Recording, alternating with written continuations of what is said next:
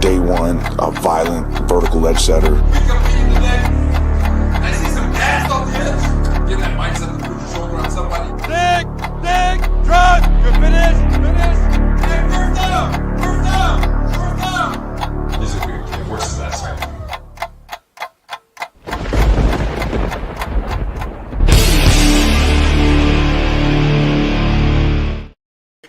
Well, here we are again, everybody. We now arrive at the After Hours Jets Fest. I am GreenBean, and I welcome you to the show. All right. Today is March 18th, 2025. Could you imagine? Did you ever think we thought we'd be flying around in weird cars, weird circular discs by now? Getting sucked through vacuum tubes to work. Meet George Jetson. I think the Jetsons were like the year 2004 or something like that. Some shit. And here we are. How am I? I'm all right, Cadoza. How you doing, buddy? It's good to see you. It's good to see everybody. And we'll, this is the After Hours Jets Fest, where we kind of calm it down after the robust 2-hour Talking Jets panel. We get together and we talk about some weird stuff, intermingled with some New York Jets, some NFL stuff. We'll talk contracts, maybe. We'll talk players that we think may or may not remain on the roster that are currently here. We have guys like Michael Clemens. We have guys like Alan Lazard, Xavier Gibson, and the like. See how they go. We lost some guys. We could talk about them. We also have some people that are being brought into the house for a little interview, a little hangout. NYJ Mike might be sending Taylor ham, egg and cheese sandwiches over to One Jets Drive in the very near future. We just don't know. But last week we got into some crazy shit for a little while. We ended up doing I like to do about an hour and change. I think we did like an hour and 45 last week. So, that kind of a thing. JJ Hamza with the pink glove. There you go. Looks like a bubbly, glovey hand. Yeah, hello, JJ. Flight Right. What's up, buddy? Just hanging out, doing that whole thing. Sharon McLean reminding us. Hi, Sharon. Former Jets wide receiver Derek Gaffney did pass away. So I don't know when that happened though. Was that let me look. If you guys don't remember, Derek Gaffney was on the squad when I first became a fan, actually. I remember the name. I was young. So I think he played maybe 3 years or so while I was let's take a look here. Derek Gaffney played for the Jets from 1978 to 1984 and then came back in 1987. He holds the SEC record for the longest touchdown reception back in 1977. I mean, there's only 100 yards. You would think that somebody, what happened? Were we on the 0-yard line? And, I don't know. Interesting. But let's see when he passed away. It's March 2025. So let me see here. The obituary says, I guess it's today. So rest in peace, Derek Gaffney. I hope your family and everybody is okay. But he was 69 years old. So not that old. Not that old, everybody. But we lose another one of the Jets family. Sad. Now that era, that was the pretty. As far as Jets are concerned, we don't get eras, so to speak, of success. We get blips, little tiny 1-2 year periods. But he was a part of that team that made it to the AFC Championship game, the first AFC Championship game as the New York Jets. After the 1969 Super Bowl victory, so 1981. So what was that? 13 years later. 13. It's crazy that I became a fan. Like I think about like the era, like the right here, the Joe Namath era. Like it looks to me, it's like yesteryear, right? Like those old grainy films and everything. And then you like I think about it, like I was a fan like only 13 years later, 14 years later. It's like I was right there. It's crazy to think about. That's how when I talk to some of you guys like that are in your 20s or 30s or whatever, and I talk about Klecko or Gastineau or Wesley Walker, Free McNeil, it's probably the same for you. And then there are guys like we talk about like Vinny Testaverde, right? Or even Aaron Glenn. You think about some of you guys, it's like you talk about Aaron Glenn being a former Jet. It's like us talking about Wesley Walker. It's like it's forever ago. It seems like another era. And it is it seems another lifetime. But anyway, God rest your soul, Derek Gaffney. Thanks for the memories. Let's see how he did for us. Let's see how he did. So again, he played for us from 1978 to 84, then came back in 87. He was that depth wide receiver. So in his rookie year, he had 38 receptions. And then he was in the 32, 24, 14, 11, 17, 19. So, he was that guy. He had a few touchdowns. Rookie year was his best years. 38 receptions, 691 yards, 18.2 yards per reception. Not bad. And then 3 touchdowns, long of 50 yards. So he was that guy. You know what I mean? Like, not the number 1 or number 2 wide receiver, but he was come in, he'd have that play. You know what I mean? He'd reliable kind of a guy. 38 receptions, not bad. So how you guys doing? What's going on? Curly Norman's here. TL's in the house. Good to see all you guys. John's here. A Mitch. What's up, A Mitch? How you been, bud? Omegalul. I never know how to say that. Amgalil. Amgilul. Oh my God. Ielul. How do you say that? Hey, put that in the chat phonetically for me. Can you help me out? How am I supposed to say that? That's a tough one, man. Hi, GreenBean. I remember you. I'm sorry. I remember in a stream you asked, how do you pronounce it? Fucking look at this. That's crazy. There you go. I didn't even read it. You don't have to put it in the chat anymore. Omegalul. Omegalul. There you go. That's fucking beautiful. I walked right into that, everybody. I walked right into it. So there you go. Thanks for he jumped me. He ninja'd me on that one. That was good. That tickles me. I'm here like, I don't know how to say it. Fucking read the chat, stupid. That's good. Havmo says McCole Hardman signed with the Packers. Really? That's interesting. Cadoza says Wilson, Corley, Lazard, Gibson should be a decent room, but we know it's not. Well, why should it be? Lazard's an interesting guy, isn't he? Because I think if you know what he is and you treat him as what he is, he's fine. But he's making $11 million a year. You know what I mean? I don't even know what's his cap hit. Let's see what his deal is right now. Let's see. I'll share my screen in a second with you. Alan Lazard contract. Let's go to over the cap, huh? Here, I'll share my screen. We'll take a look at Lazard. See what the deal is for this guy tonight. Whoops, wrong thing. Here we go. Got lots of pie on this screen. We don't need the pie. Okay. So let's see what we got here. 2025, he's got a base salary of $11 million with a prorated bonus of 2.18.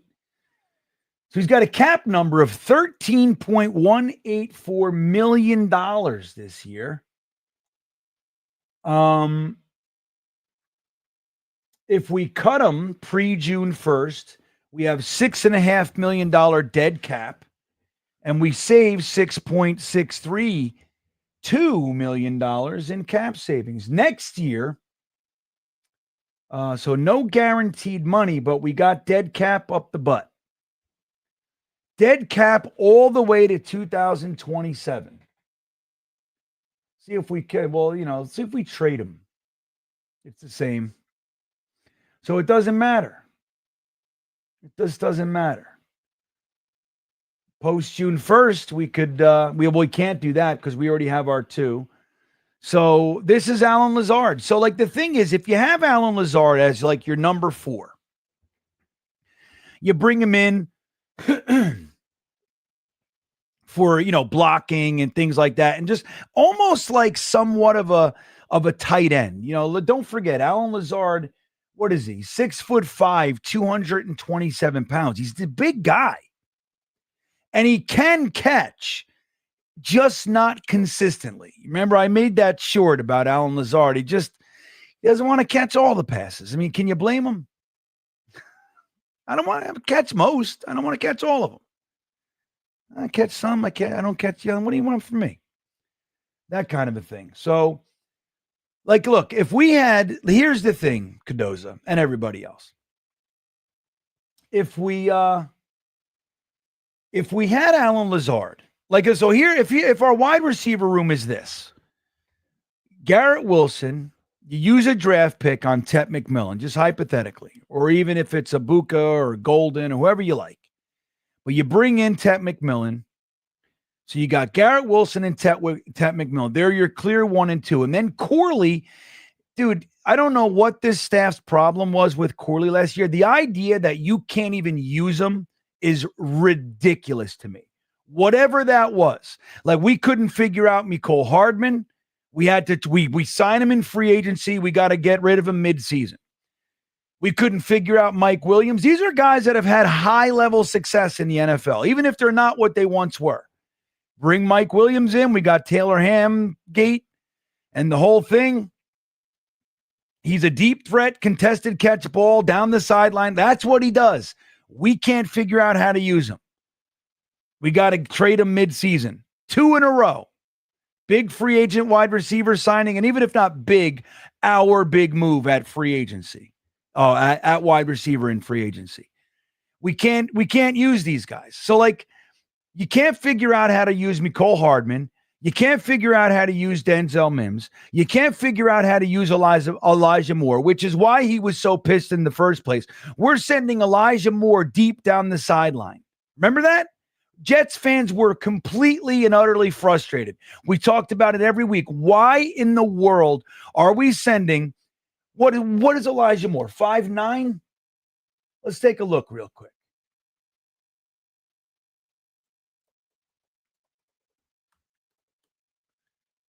Did I spell it? Okay.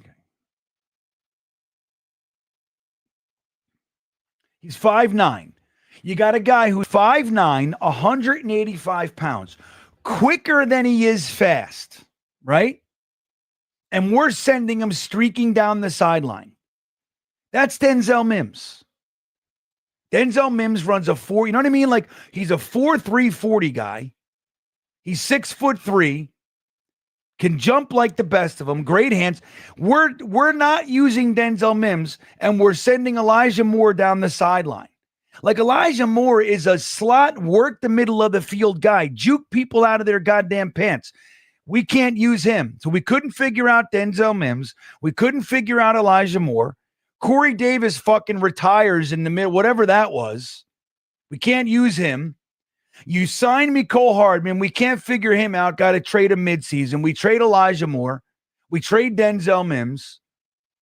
Think about this. And you bring in Mike Williams. You can't figure out how to use Mike Williams. Then you got to trade up for Malachi Corley. You got to. At all costs, no matter what, Saleh texted Joe Douglas. They were trying to get up into the second round for Malachi Corley. They couldn't pull it off, so they moved up into the third. They moved up in the third. To grab Malachi Corley, you can't figure out how to use this kid. He's basically a healthy scratch for 90% of the season. Frankie from Flatbush, my good buddy, You know him and love him.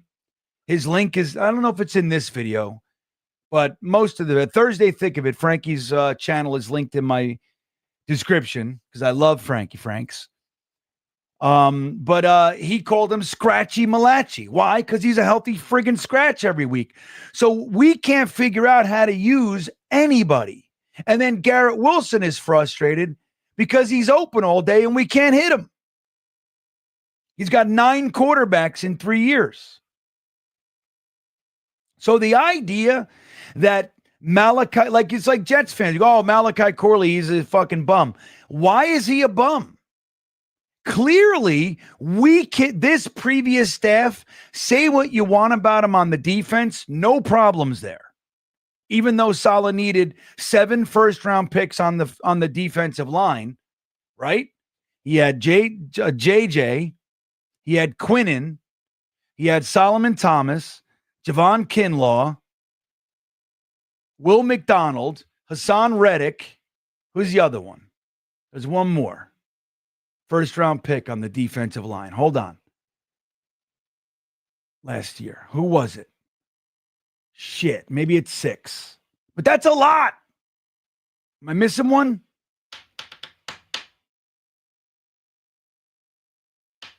Oh, Tack McKinley. Remember?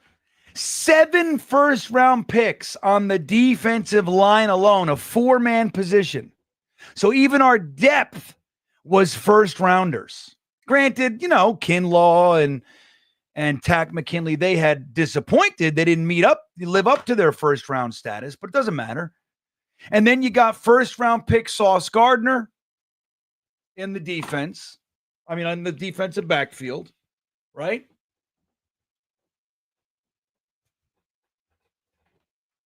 Forgive me for disrobing. I'm feeling hot all of a sudden. So, granted, they also took guys like Quincy Williams and Jamian Sherwood and made them. Oh, they also had CJ Mosley, who's a first-round pick. So we had a lot of first-round capital on that defense, baby.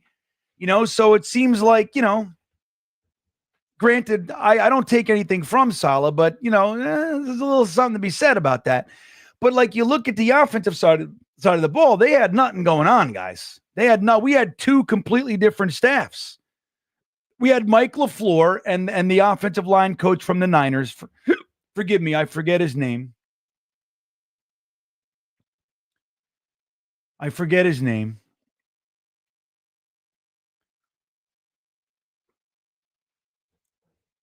But it's like, dude, the idea that Malachi Corley is the problem. Granted, he might be. I don't know. But they didn't have any accountability. They didn't have any development. So whatever bad habits he had, they had no idea what to do with them. They just don't use them. And then there's a guy like Xavier Gibson, who is an undrafted free agent. Now, with no shot, no disrespect, there's plenty of undrafted free agents that do very well. And we've seen them ourselves, whether it's Robbie Anderson, Snacks Harrison, what have you. Wayne Krebet, right? We've had plenty over the years. So I'm not that, but it's like he's also not producing, but he's on the field all the time. He's our starter at return man, and he's wide receiver 4. Right? It's like it's crazy with these guys. He's not doing anything, yet there he is. And you got Malachi Corley. So anyway, my point being, I still believe in Malachi Corley. I think Malachi Corley has potential stud material. Now, will he ever be a wide receiver 1? Probably not, but that's not what his gig is. He's the yak king. He's a guy that should probably see somewhere between 35 and 55 receptions a year and probably get you, 5 touchdowns, that kind of it. That's what he should be doing.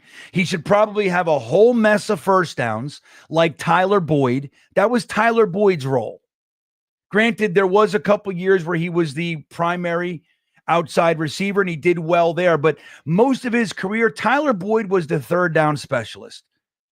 Especially the last few years he was with the Bengals. You had Jamar Chase and T. Higgins. Dude, they're the studs.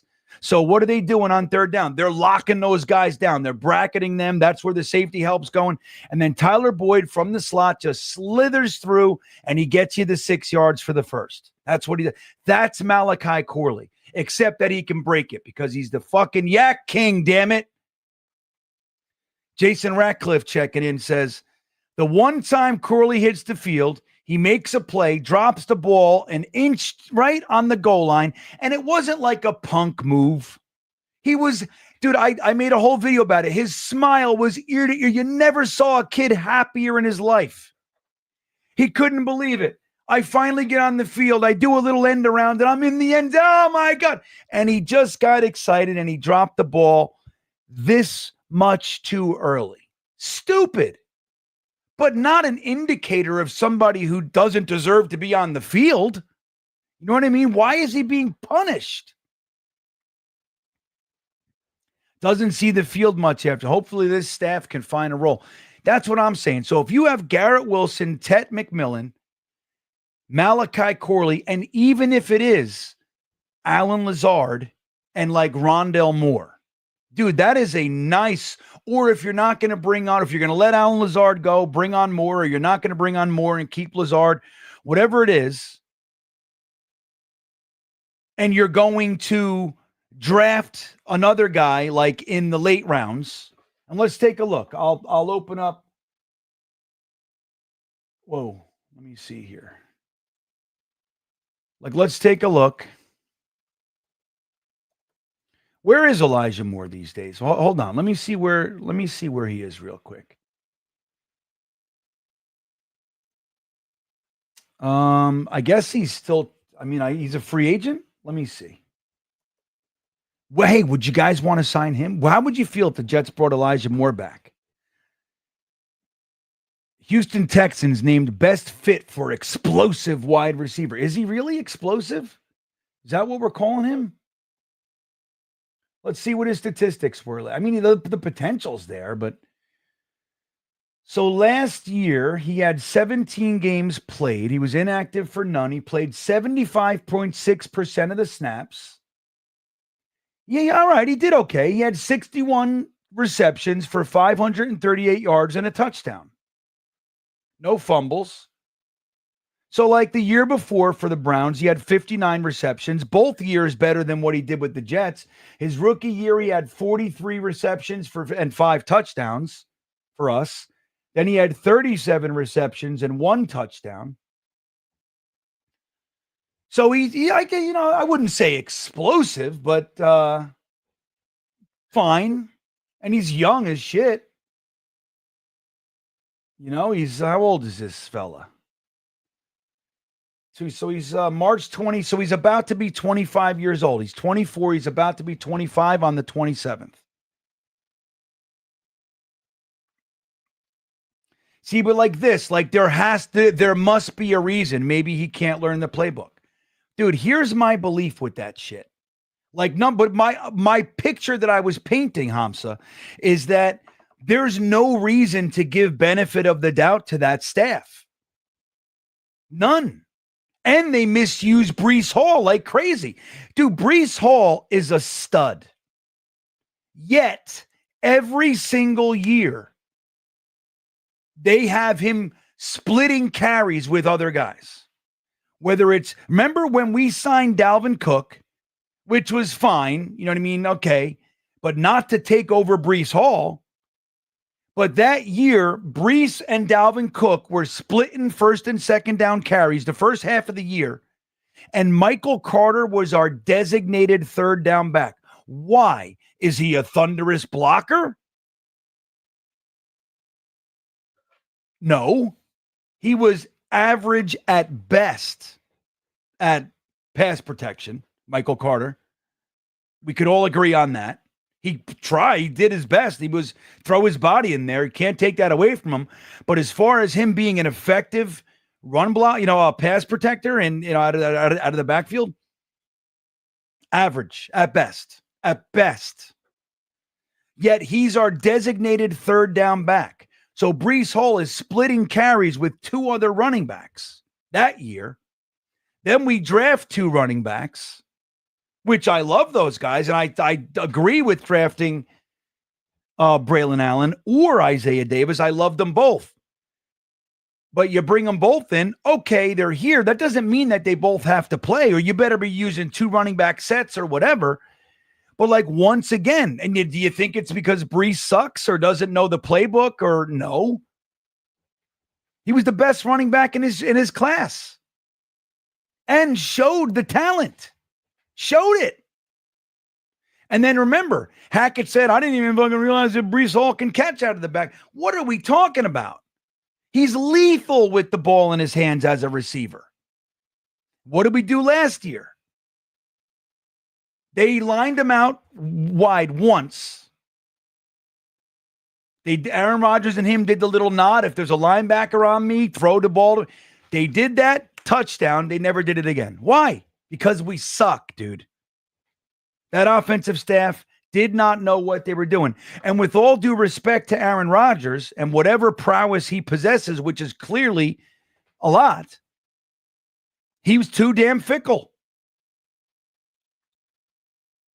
Too much control. And the only reason he can have that much control is because Hackett is a complete sham. And Downing, who was better than Hackett, dude, look, he didn't get hired as an offensive coordinator. He's a position coach up with the Patriots, I think.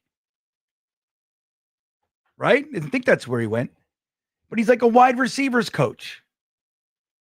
And that's our savior at offense. You know what I mean? Nobody looked at him for offensive coordinator. Now, maybe he does well and he builds up to that again. I don't know. But that's not what he is. So the idea that we should give any benefit of the doubt to that staff for whatever Corley was, dude, they did not develop. Their job is to develop him and get him on the damn field. They traded up in the 3rd round for him. Let's do this. Let's see who was there. Let's see who was there, JJ. Okay. We're going to do the old Wikipedia draft thing I love to do so much. I've done that. I've done that plenty of times on this show. Let's see. What do we do? Yep, there it is. We got Olu. All right. Olu Fashanu. All right, hold on. So Malachi Corley was in the 3rd round, right at the top, because we traded up to get him. There it is. We traded up to the first pick of the 3rd round. Had to have him. We can't. He's still on the board at the end of the day, at the end of the 2nd round. We can't have it. We can't take any more chances. What did we give up? We get traded a 3rd round. So we moved up from 72, so 7 picks, and we gave them pick 157 for it. So we had to move up to the first pick in the 3rd round.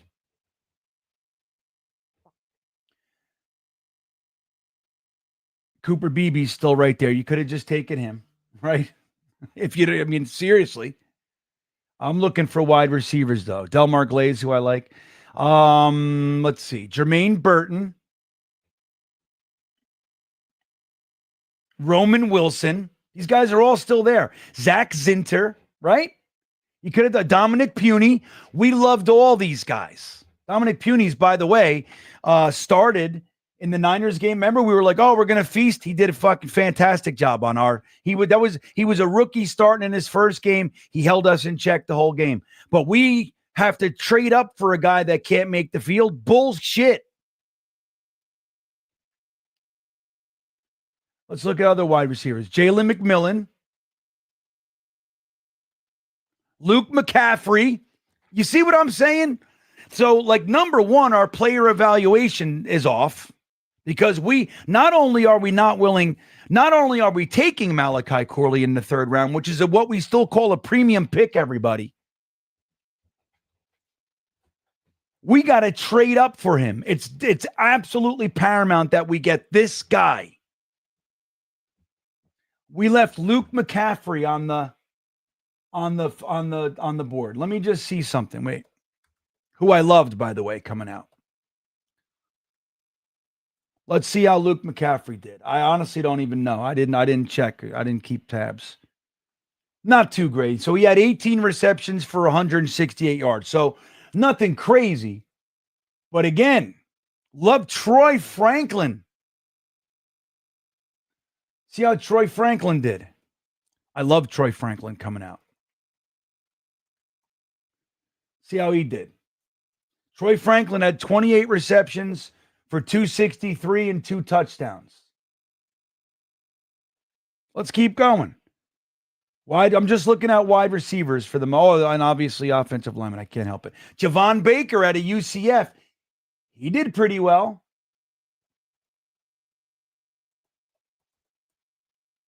Let's see. He didn't do shit. 1 reception for Javon Baker. I liked him coming out, though. But Devontae Walker, I mean, do you see what I'm saying, though? There are so many guys here that you could have just sat. And why did we need to have Malachi Corley? Malik Mustafa, safety I loved. Coming out. So many guys.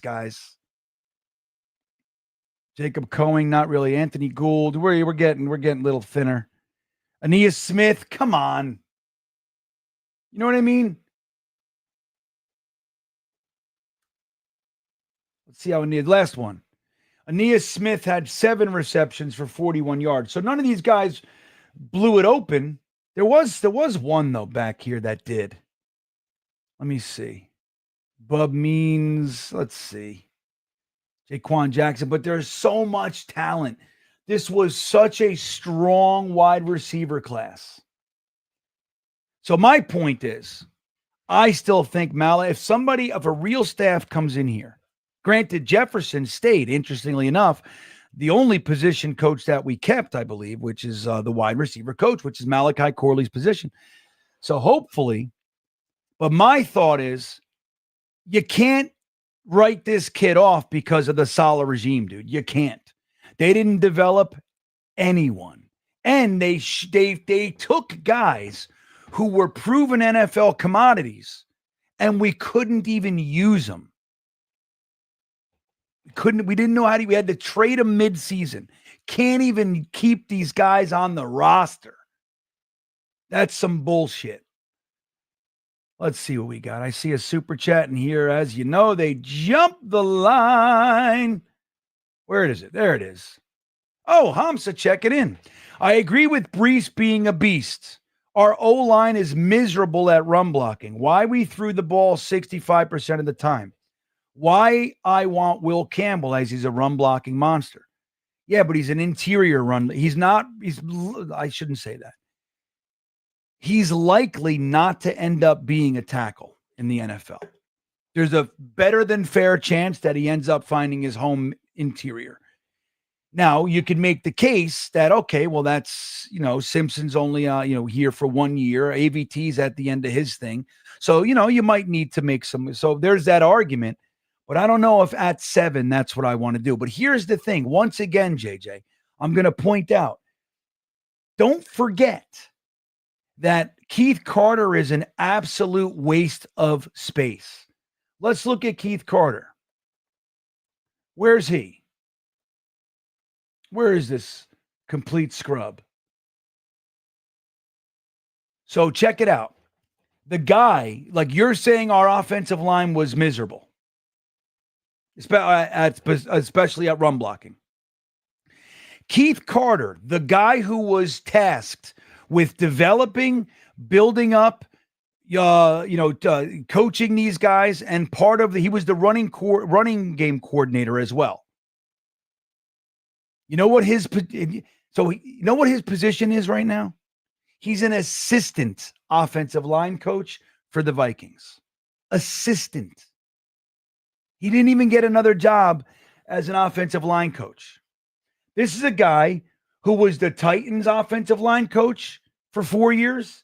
He was a Jets offensive line coach for 2 years. He sucks. So again, and they changed the scheme last year. We went from a wide zone to more of a power scheme last year. We saw it. Like it was everything changed. Brees looked off. Nobody could run. So that's the whole thing. So like your argument about wanting a real road grader type guy, that's sound, that's valid. But again, do we need to focus on that when there's a really strong argument to be made that coaching was the problem? Like, can you imagine if Callahan was here? That line doesn't look like that. There's no way.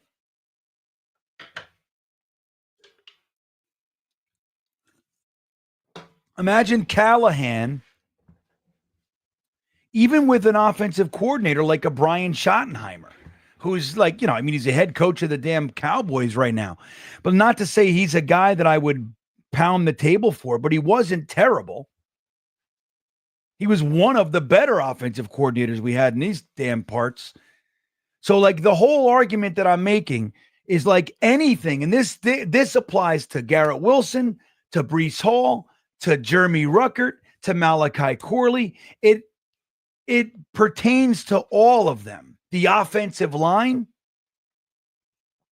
This offense was utterly lost. It was completely 100% dependent upon whatever Aaron Rodgers could figure out during the game. That's it.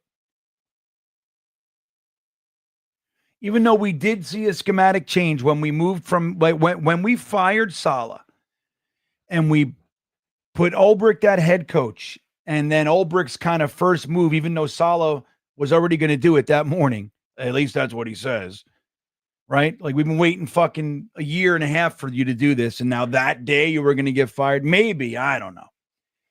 But when we demoted Hackett to whatever the hell he was doing, and we promoted, Hackett still kept the title of offensive coordinator, but Downing took over play calling, right? We saw a difference. There was undeniable. Even the first game, it was a totally different offense than what we were used to seeing. But let's not get it twisted and let's not fool ourselves. Aaron Rodgers was still the boss of the offense. There's no question about it. There was nobody on our offensive staff that had the gumption, the balls, or the history, or the know-how, or the willpower to override Aaron Rodgers on this team. Now, I don't think Aaron Rodgers was a douche and he wasn't like stomping people's, lives out and everything. He wasn't doing that. But at the same time, he was the boss. So all we were doing was whatever Aaron Rodgers could figure out, which is why guys like Mike Williams couldn't be used, the whole red line thing, which he was not saying he was wrong. But it's like you saw the play with Kenny Yeboah toward the end of the season, right? Aaron Rodgers is rolling out. Kenny Yeboah was on the left. He was in line on the left side. He does a chip. He scrapes over the middle.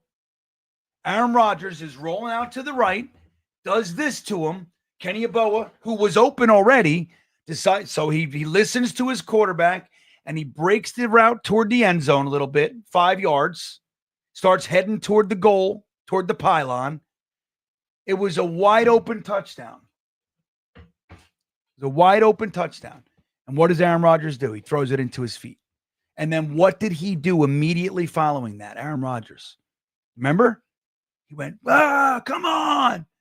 I mean, come on.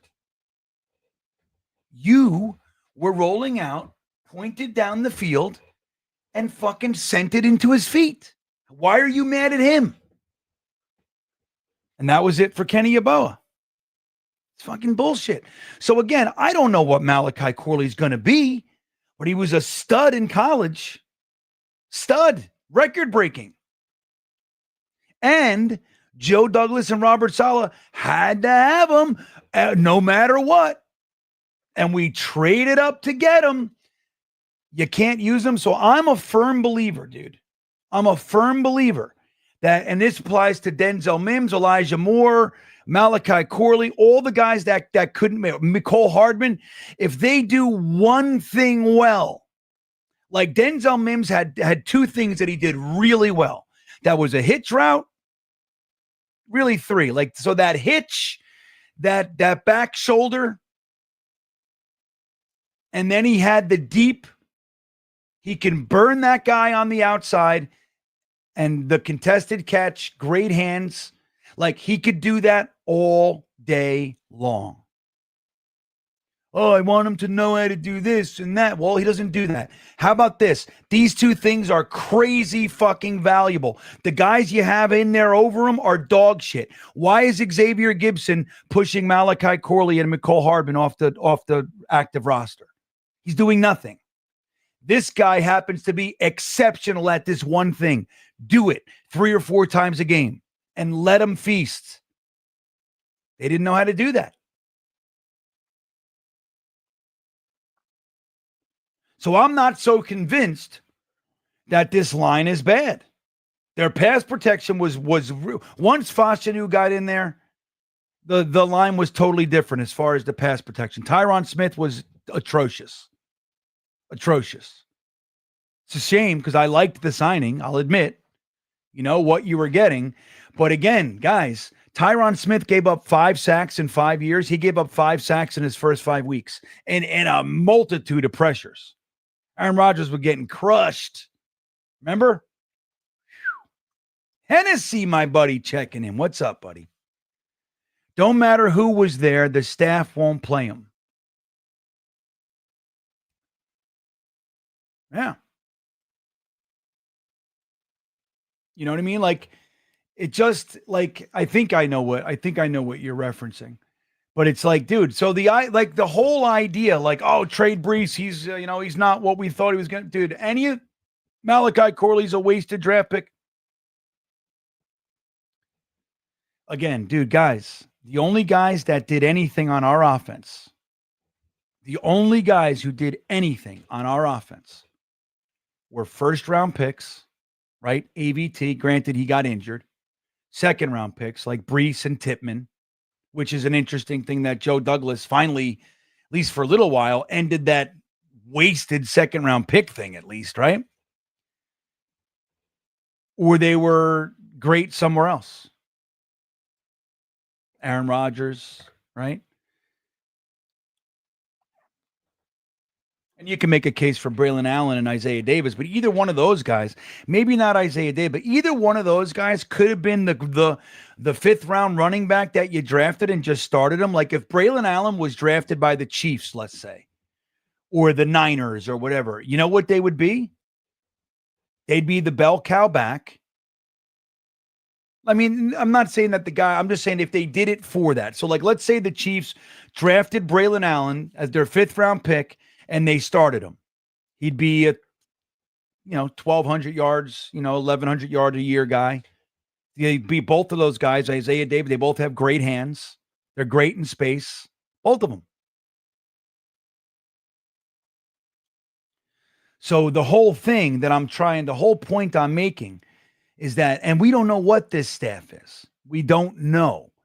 But Tanner Engstrand is of the young offensive coordinator mold. He was with Ben Johnson, he was under Ben Johnson for the last 4 years, 3 years, whatever it was, that Ben Johnson was the OC there. He was his understudy. And Ben Johnson was, can we argue this, was the cream of the crop as far as offensive coaching candidates in this cycle. Can we argue that? I don't think we can. I mean, we can, of course, right? Hamza checking back in. People use measurements to qualifying people without taking intangibles into consideration. I love this. I'm a big fan of this thought process. He's not rated that high in the draft for nothing. Who? Oh, Campbell? Yeah, sure. And and to your point, his arms are like an inch shy. He's an inch. So you look at it, right? You think like when somebody's got their wingspan and their arm length, and you're talking about what's an inch? We're talking about this. You're like, that really is going to make a difference. And if somebody has the strength, the IQ, the mobility, the athleticism, all the stuff, the balance, everything, the ass, the feet, the hands, he's got all that stuff. You're telling me that this is what's going to make the difference? Interestingly enough, because I've made that case for other players. Interestingly enough, there are very few offensive linemen who've been successful with under 33-inch tackles with under 33-inch arms. Just doesn't, it's like, it's rare. Let me see. How many Pro Bowl tackles have less than 33-inch arms? Let's see if the list is there.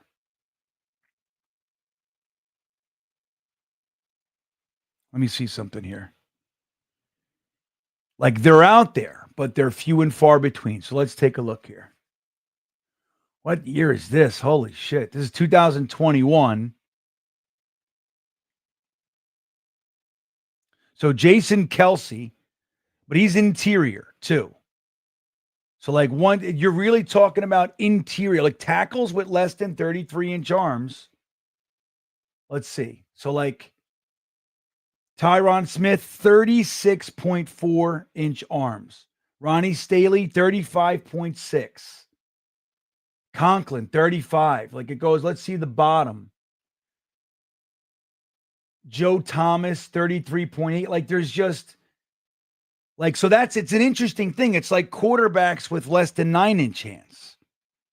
Now that you could see where that would apply, right? If they can't wrap their hand around that ball to a certain extent, it's a problem.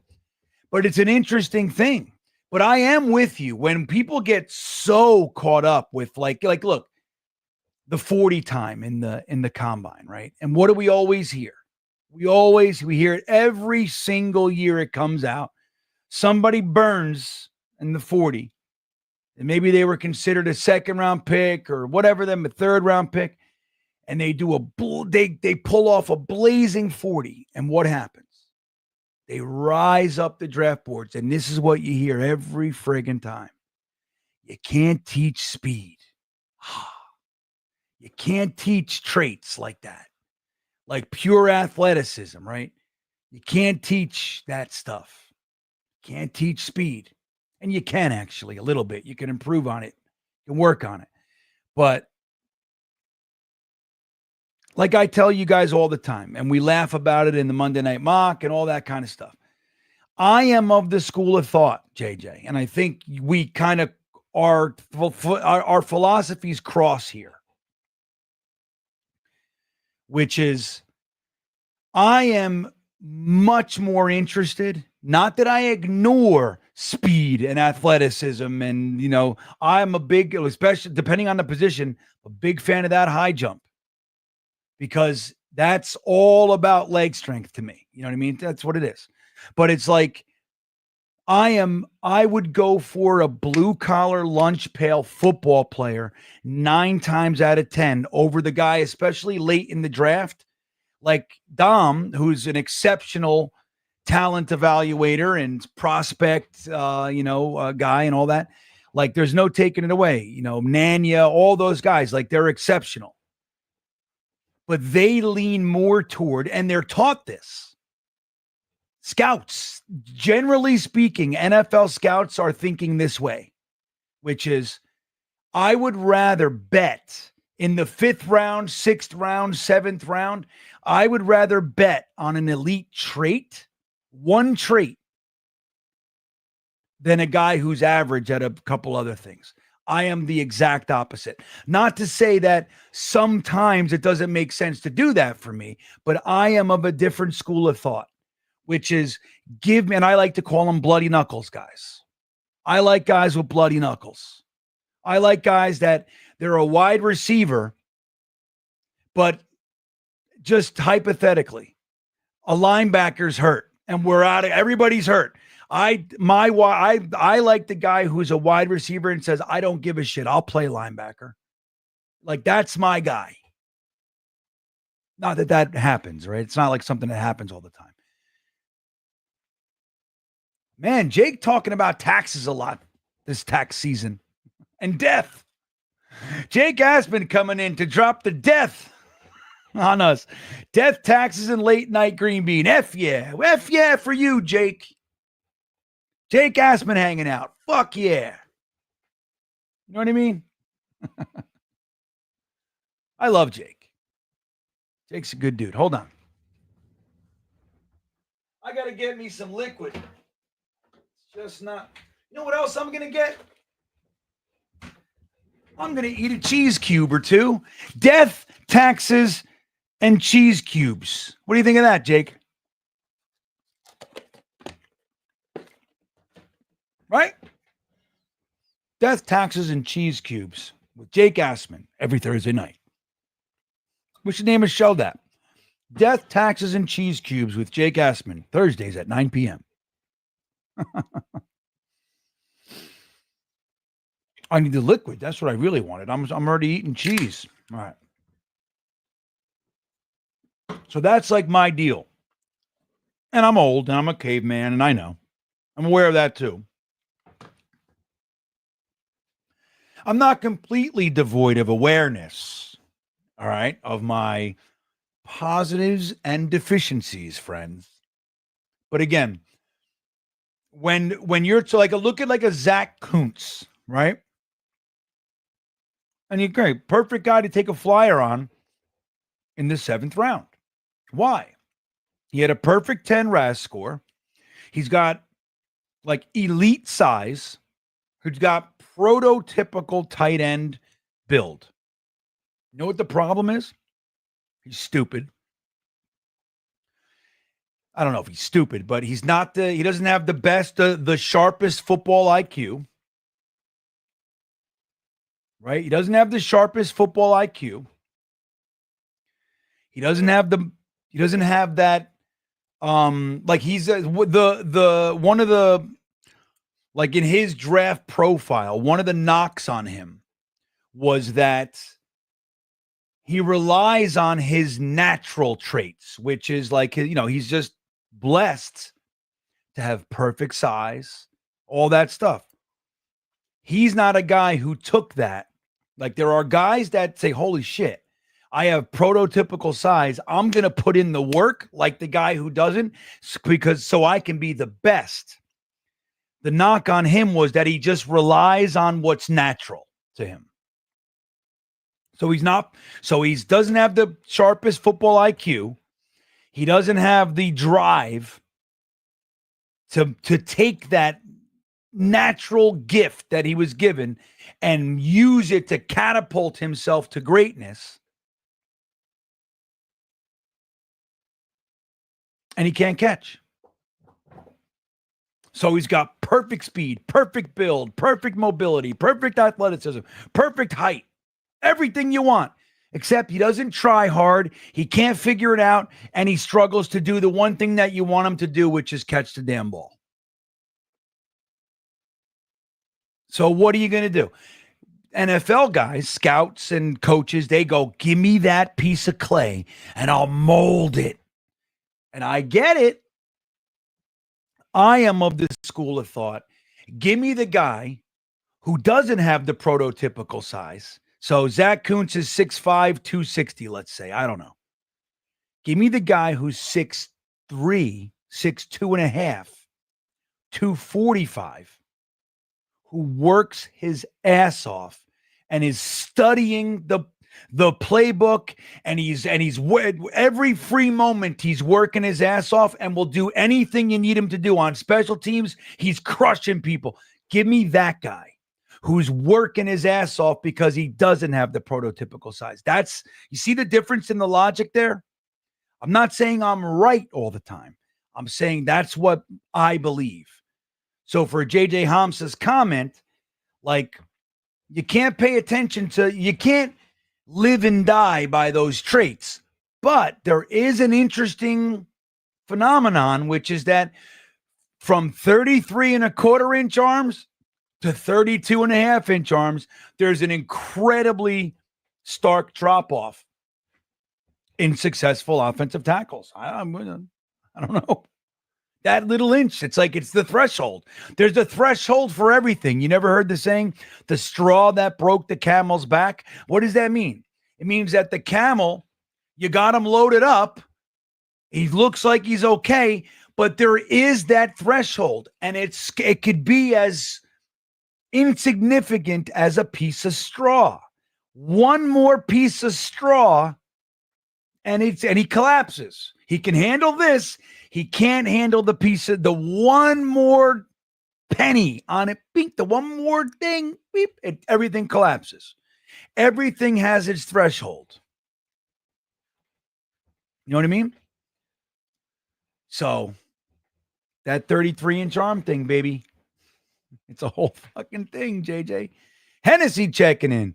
Corley on any other team, multiple touchdowns. I do not doubt that for a split second. Now, maybe his rookie year, maybe he didn't Puka Nakua this shit, right? I don't think anybody's saying that. But I think Corley easily, let's just say this, Hennessy. I think Corley easily could have given us more than Gibson did. Is that fair?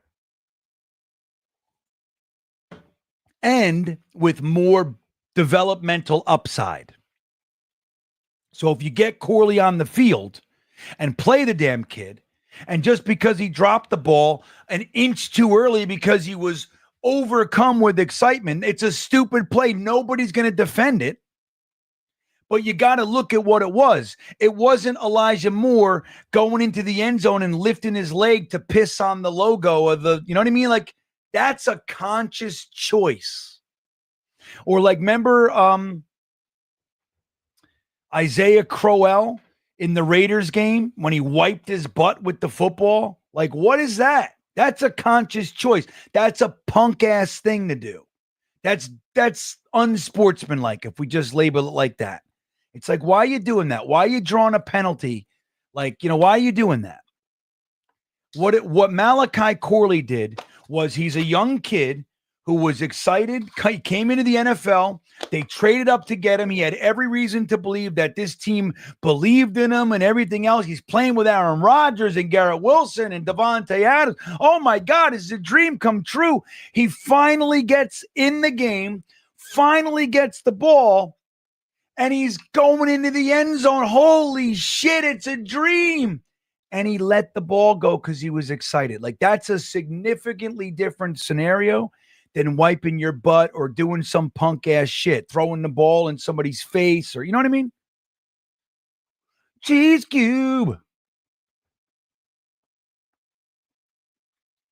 Thomas Rossi says, I just bought a membership. Love you, GreenBean. Did you? Thank you, buddy. Where is it? Let me see. I want to see it in here so I can congratulate you.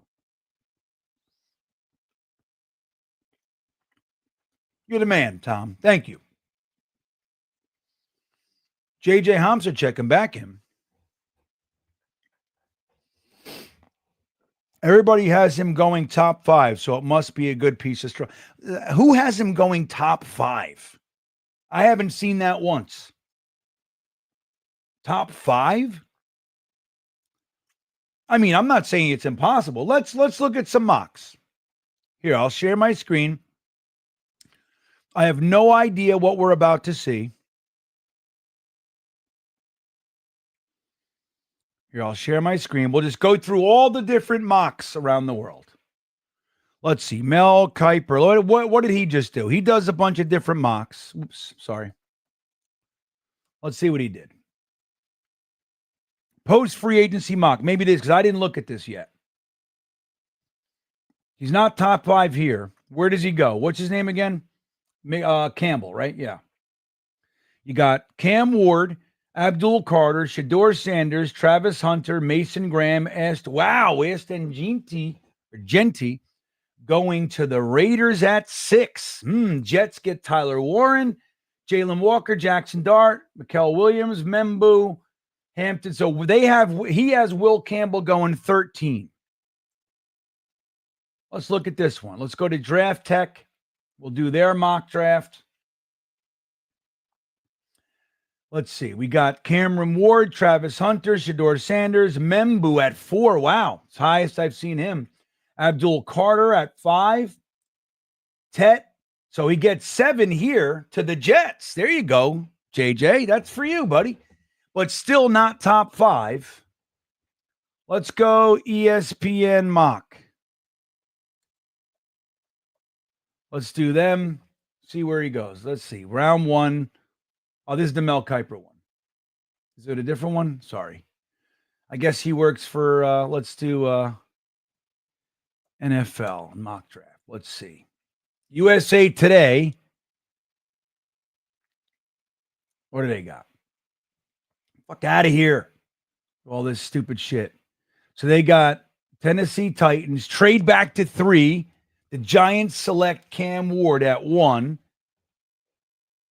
Let's see. This is Pro Football Focus.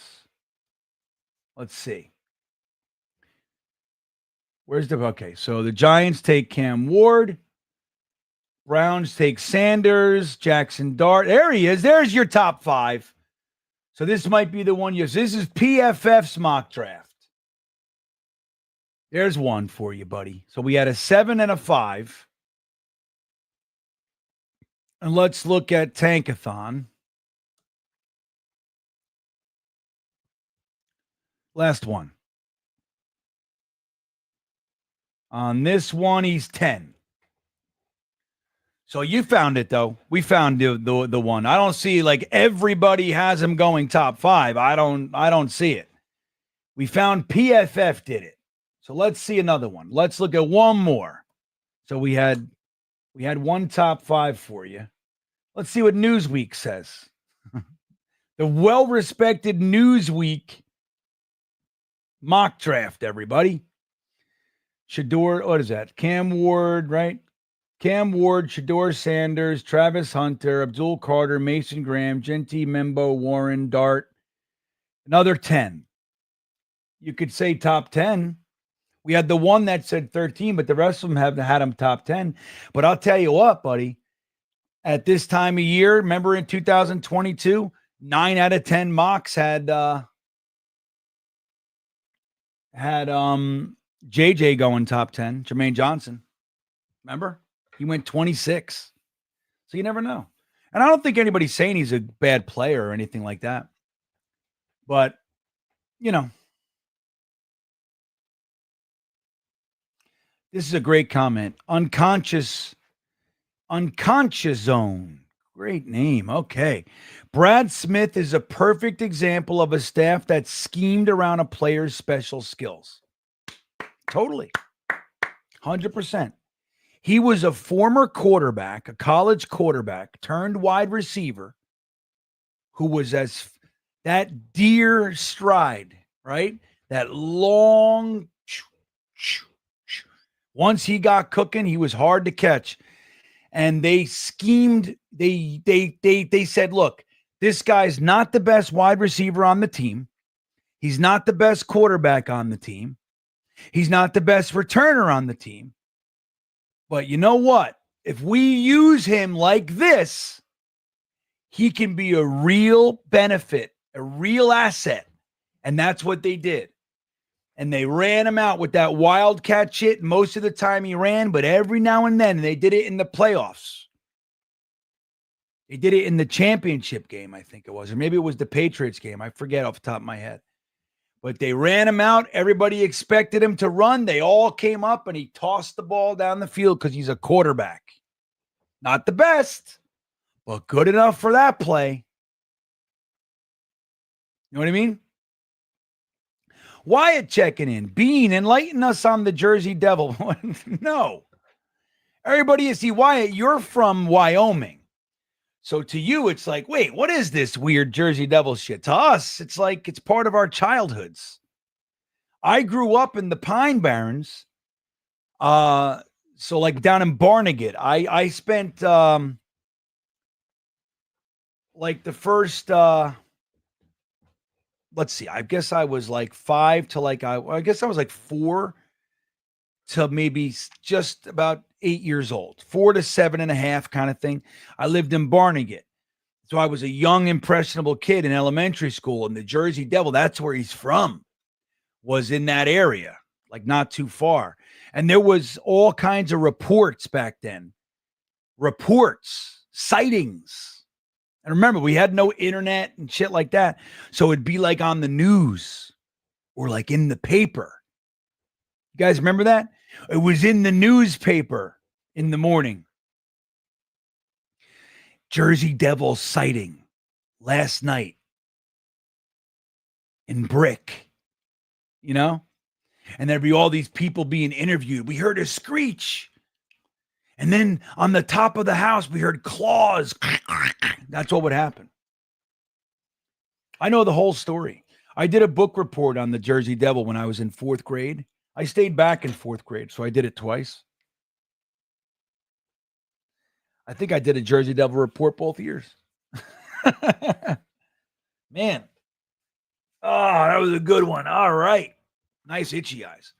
So the Jersey Devil, there was a woman, I forget her name. This is what it is, Wyatt. So the Jersey Devil, there was a woman, they lived in the woods with a husband, and they had 12 children. And he got her pregnant again, and she was actually like a witch. She was like a deep in the woods witch, right? And she had 12 children. And she didn't want any more. And the husband got her pregnant again, so she cursed the child. She cursed him. And when he was born, he came out with hooves, a horse head, and wings and a tail. And when he was born, he hopped out of his mother's womb, her vagaggle. He hopped right out of the mom's witch vagaggle. And he jumped off on the table, and then he went to the window sill, the kind of window that she would put pies on to cool in the summer, right? She'd put them on the window. So, it was like there was no glass. It was like shutters, you had to open the shutters and put the pie on the windowsill. So he jumped out of the witch vagaggle. He jumped on the table and then jumped on the window, screeched, and flew away, Wyatt. That's the story of the Jersey Devil. And he's been showing up ever since. You want to see the house where he was born? They found it. Watch this, Wyatt. This is funny, right? Because Wyatt, being from Wyoming, you don't know this weird shit about us.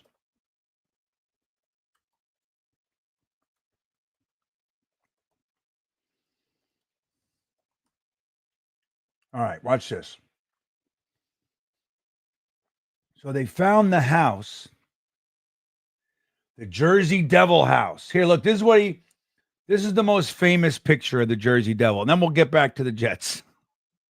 Although maybe we're talking about hockey, the Jersey Devils. See what I'm saying, Wyatt? So this is the most famous picture of him. This was a reported sighting in like the 1920s or some shit. So look, Leeds Point. That's what it was. The Lead family. The Jersey Devil house. See? Tours and meals open 7 days. Leeds Point, New Jersey. Look at this fucking weird thing. That's what it is, Wyatt. Where's the house? There it is. The Jersey Devil. They found the house in the woods. So that's what it was. So he jumped on probably this window right here and went beep and flew away. There you go.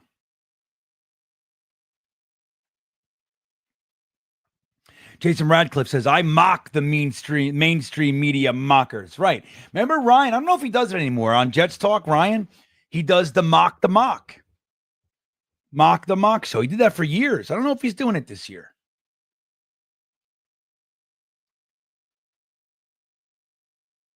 But anywho, that's your Jersey Devil history lesson. What else we got in here?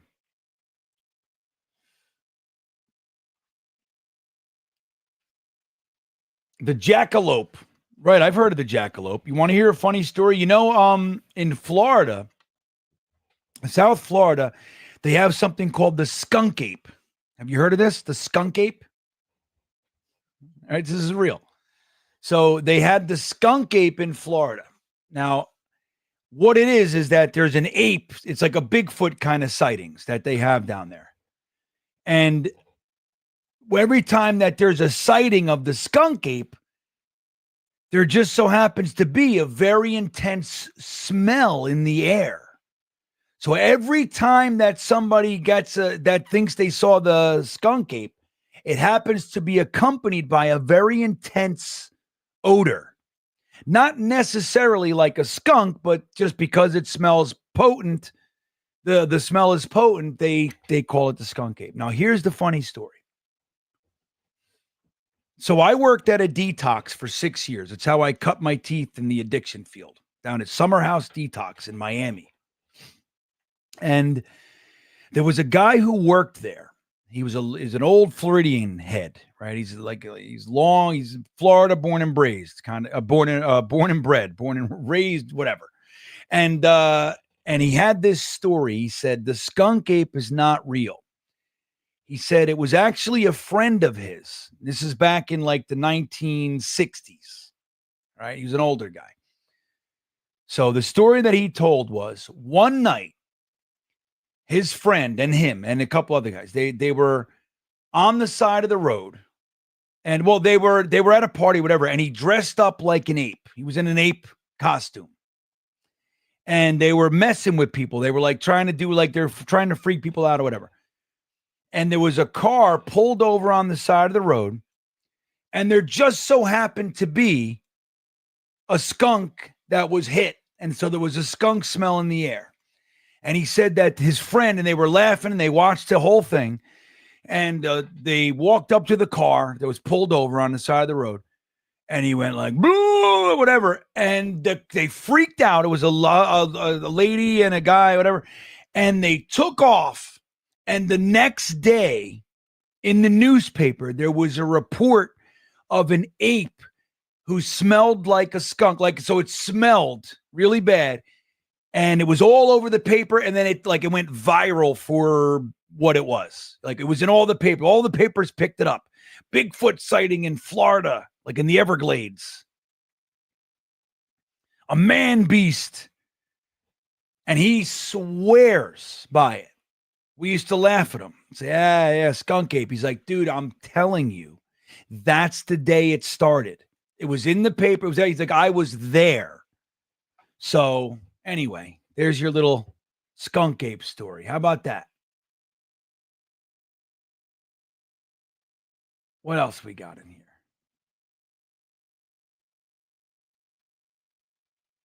Jason says, I have a taxidermy jackalope. Right, Jason, everybody knows about the Jersey Devil, don't they? No, Wyatt's just finding out. He was asking me on the Beanbagger Discord. He's like, what's this Jersey Devil thing? He said, is it real? I said, of course it's real. Of course. I used to hear screeches when I was a little kid at night. Our imaginations would run wild. It's probably somebody had a chicken. We were like, oh, the Jersey Devil. You know? Wealth Solutions checks in, and he says, Warren is good. I'm sorry, I shouldn't have eaten a cheese cube.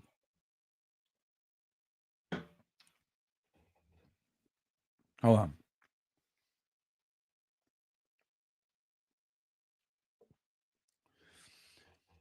But the difference between him and the other top tight ends is very small. Other tight ends, Luke Lakey. What's up, Wealth Solutions? Good to see you. Well, that's a case. That's an argument to be made. Like, so if you feel, let's take a look at the tight ends.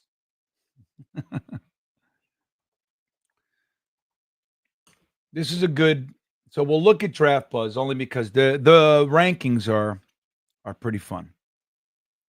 So we'll take a look at this for you, Wealth Solutions. Is that your business, buddy? Everybody support Wealth Solutions. I mean, it sounds like a good thing.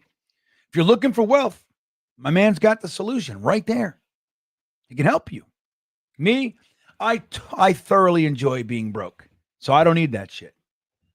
I want to mess up my chi. I don't know what this wealth thing is. I want to struggle, baby. All right, so here we go. Let's look at the tight ends. So here's their rankings. They got Tyler Warren, Colston Loveland, and Harold Fannin at the top. Isn't that interesting? When we do these mocks, Fannin floating around in the third and fourth. They got him as their 3rd overall pick. What's with all these ads all of a sudden? I don't know what's going on. Like, I never get these. Anyway, so here's what we got. So let's just take a look. The top 5. So just measurements. Tyler Warren is 6'6", 256. Colston Loveland is 6'6", 248. They got a very similar 40 time. Tyler Warren has about 2/100ths of a second. Then you got Harold Fannin, a little bit smaller, right? 6'3", 241. But then you got Arroyo, 6'5", 250. Mason Taylor, 6'5", 250. So they're all right in that same pocket, right? Just looking at the top 5. Their 40s are right there. I mean, look, from 1 to 5, we're talking about 4/100ths of a second. It's undetectable by the naked eye, right?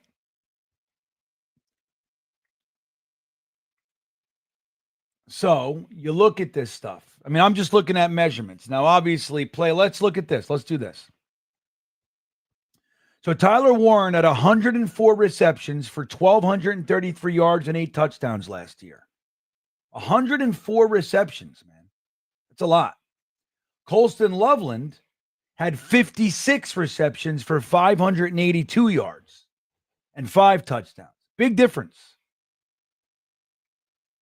Big difference. So then you got Harold Fannin had 117 catches for 1,555 yards and 10 touchdowns. But he's smaller, 6'3", 241. I bet down here you're going to find out that he doesn't block as well. Significantly undersized for an NFL tight end. Ooh, it says 230. So maybe he put on some weight before the combine. How come it says 241 here, but 230 down here? I love this too.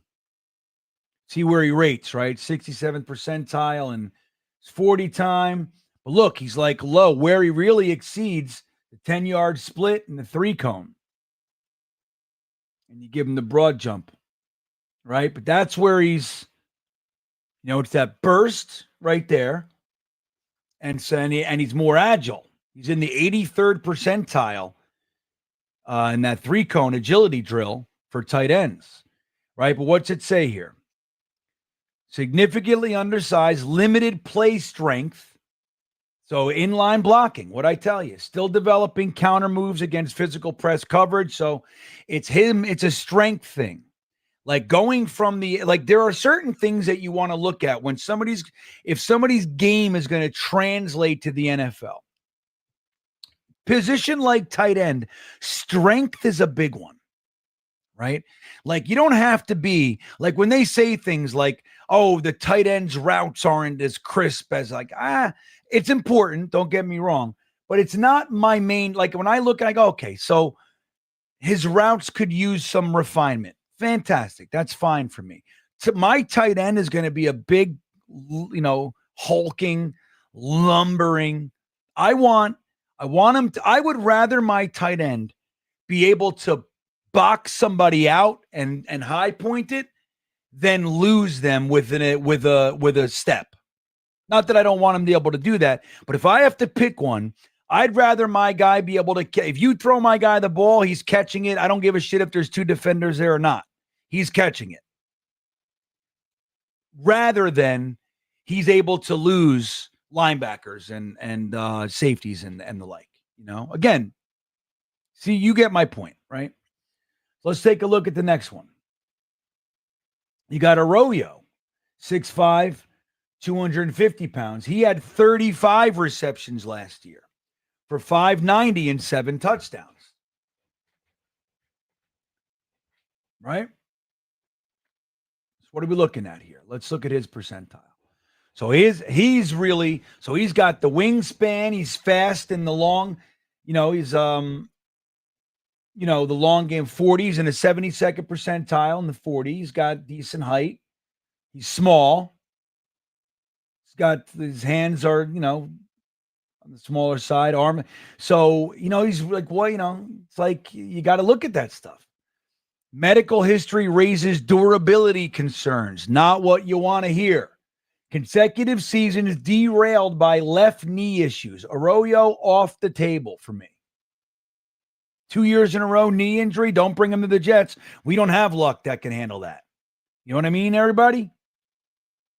You with me?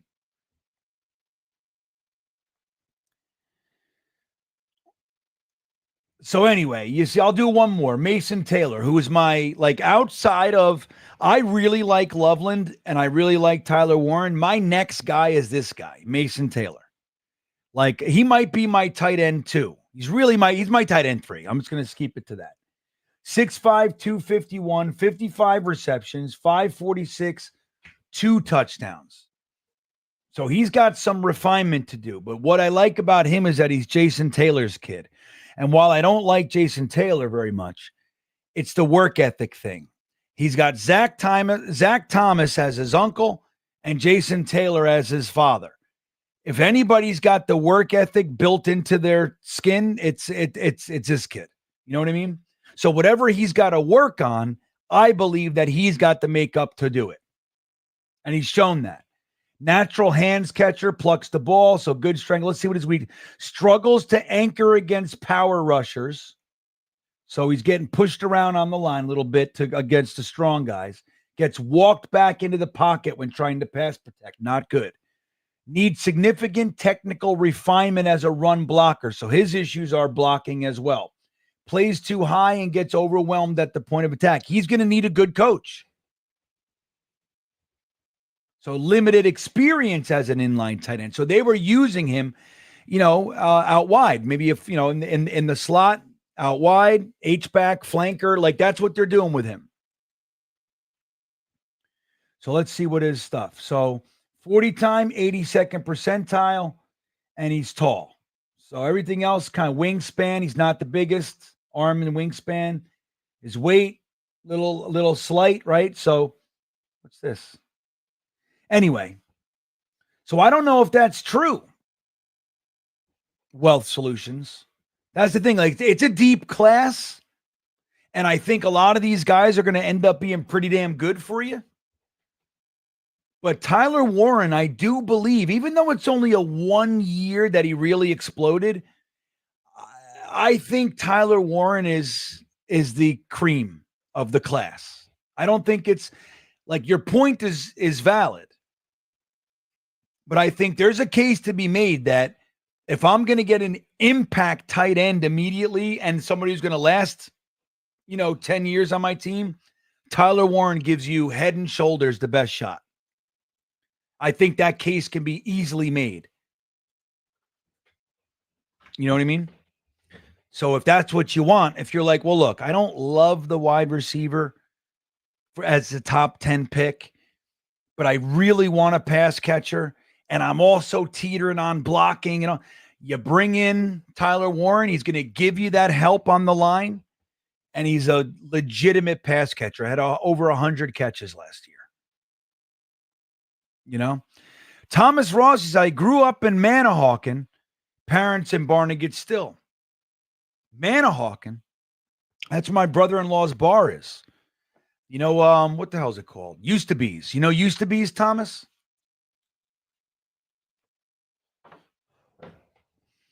That's my brother-in-law's.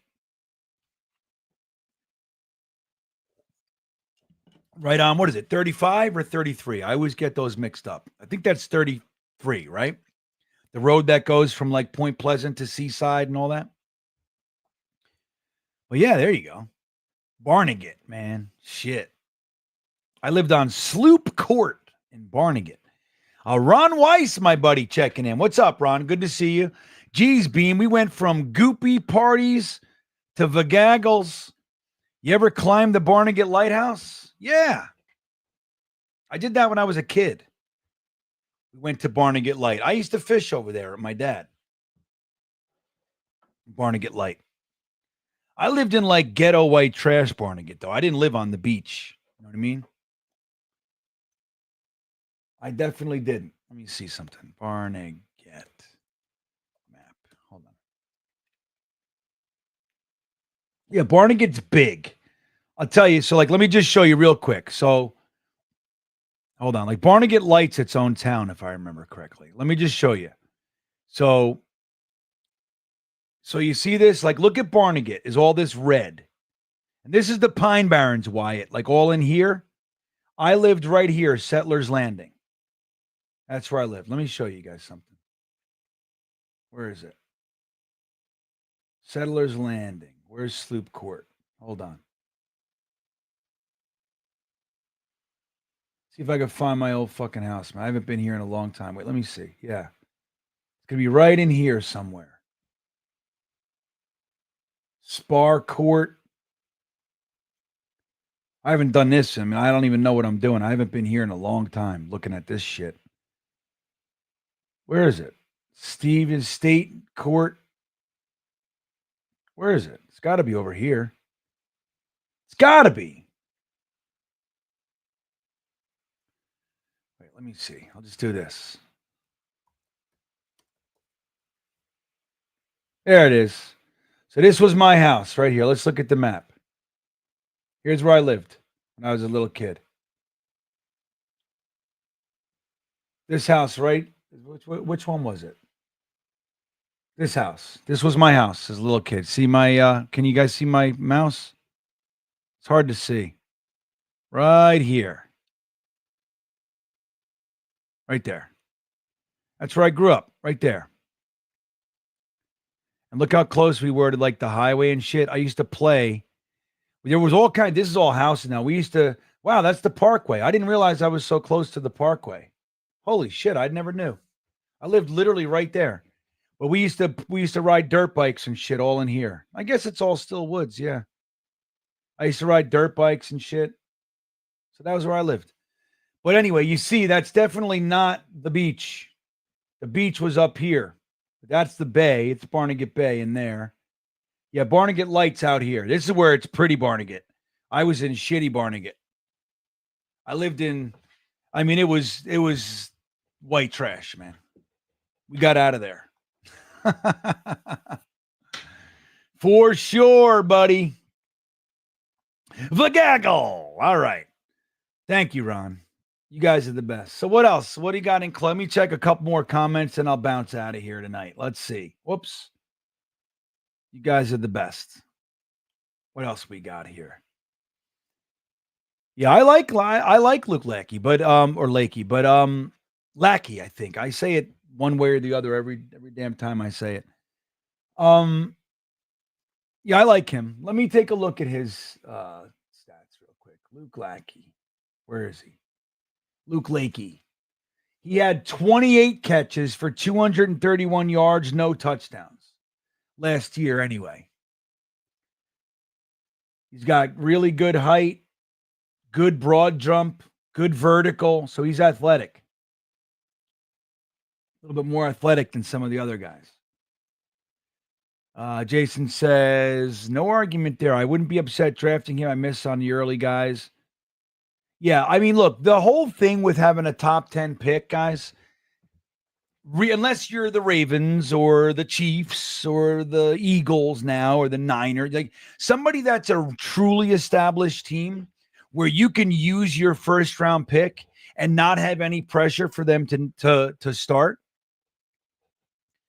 For a team like the Jets, you have a top 10 pick. That guy's he's got to have an impact early. I mean, not in a pressure sense. Like you don't like I'm done with the Jets doing what they do, which is, they draft a quarterback in the top 10 and then he's the savior, right?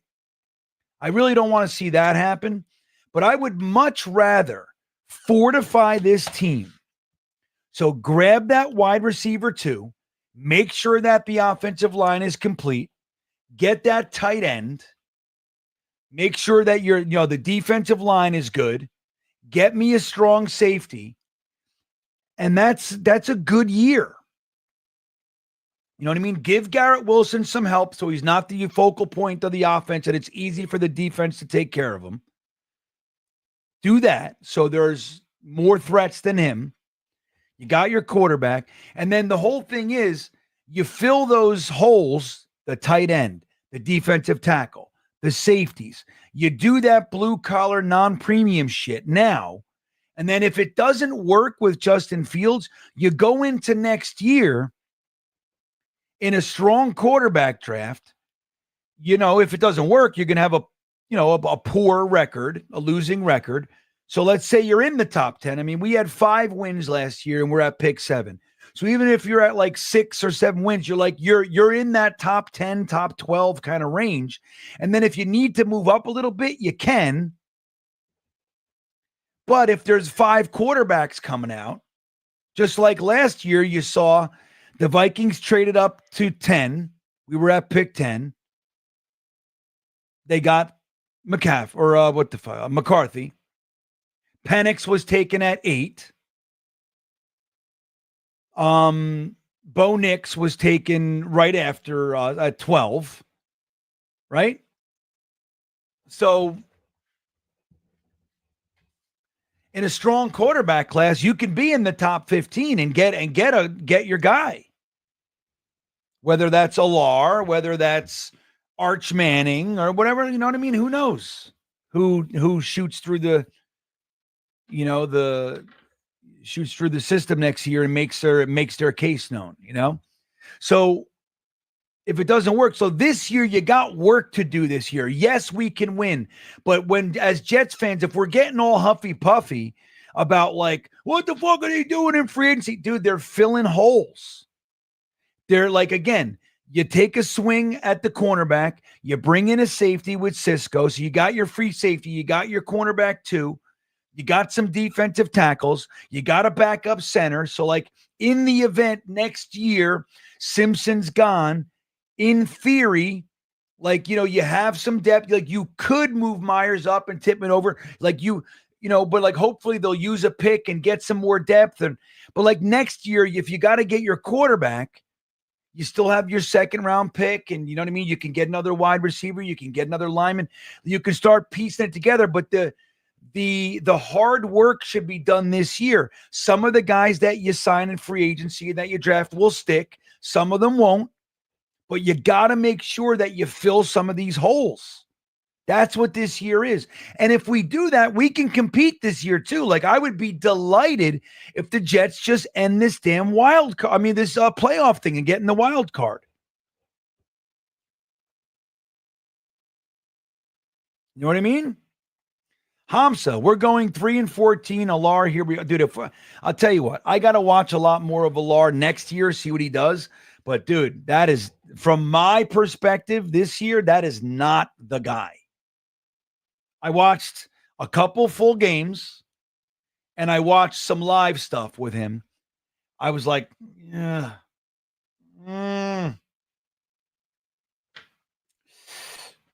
Like he didn't give me Jaden Daniels vibes, bro. Like when you watch Jaden Daniels, you're like, okay, this guy's exciting. You know what I mean? Even Drake May, like you'd watch him and I'm like, all right, this guy, like this is an exciting kid. Like Alar, like I don't know, JJ. Like he just fucking doesn't look good to me. Doesn't look good at all.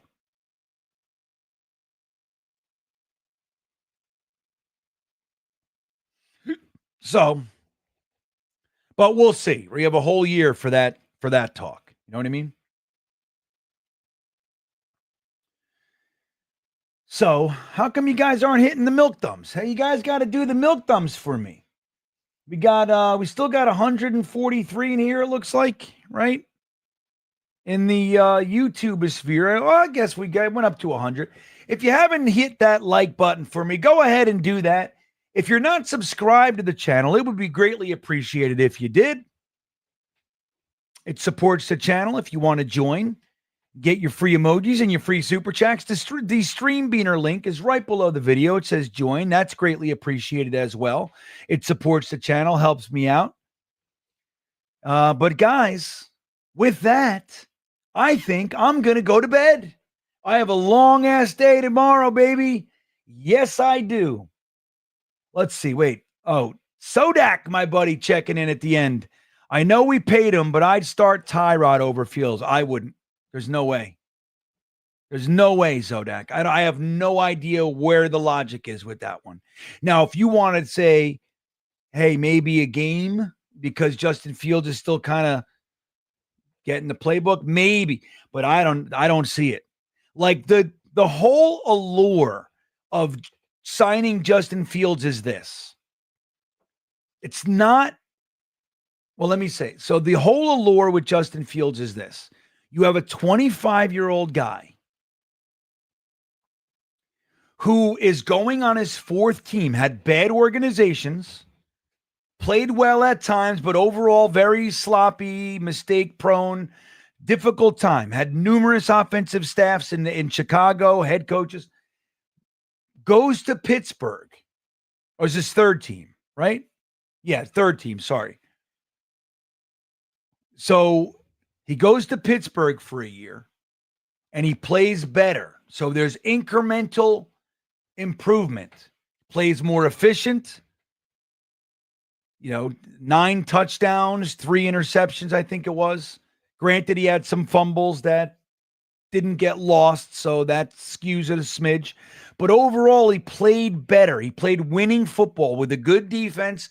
He played well enough not to lose, right? He wasn't a liability. And again, it's incremental improvement. So you bring him on with a new staff. We have some talent that he's played with before to success. And you try to catch that lightning in a bottle. And you see, maybe, just maybe, he's super athletic, crazy strong arm. If Tanner Engstrand and the quarterback coach can get together and figure this offense out to utilize his strengths, accentuate the strengths and account for his weaknesses.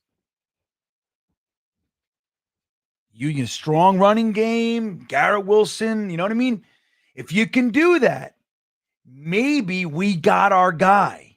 And we can develop him into the guy that we need him to be. And maybe, just maybe, we have our guy. That's the whole swing. If not, you got your backup quarterback for next year. You could do a lot worse than Justin Fields as your number 2. And you go get your quarterback. And by the way, it also allows you not to have to start that quarterback right away. You can start Justin Fields a couple of games, just let him kind of settle into the NFL. You know what I mean? It's like signing Justin Fields and starting Tyrod Taylor defeats the whole purpose. You're bad. You're wrong, Sardak. So anyway, I disagree with that. I think that it's the whole point of bringing him in. Justin Fields is to see if you can get the next Baker Mayfield, the next Sam Darnold, the next Geno Smith. You know what I mean? That's what you're trying to do. And you got him for $20 million. You know what I mean? So why not? Anyway, guys, thank you. Please hit the like button on your way out. Please subscribe. That's more important. If you haven't subscribed, it'd be greatly appreciated if you did. With that all said, everybody, have a great rest of your evening. I hope you rest well. Dream of touchdowns and pink giraffes feeding you cotton candy on the Barnegat Beach. Have a great night, everybody. I love you. I'll see you tomorrow at 8 p.m. on the Talking Jets Network with Tigo for Armchair GM. Have a great night. See you next time.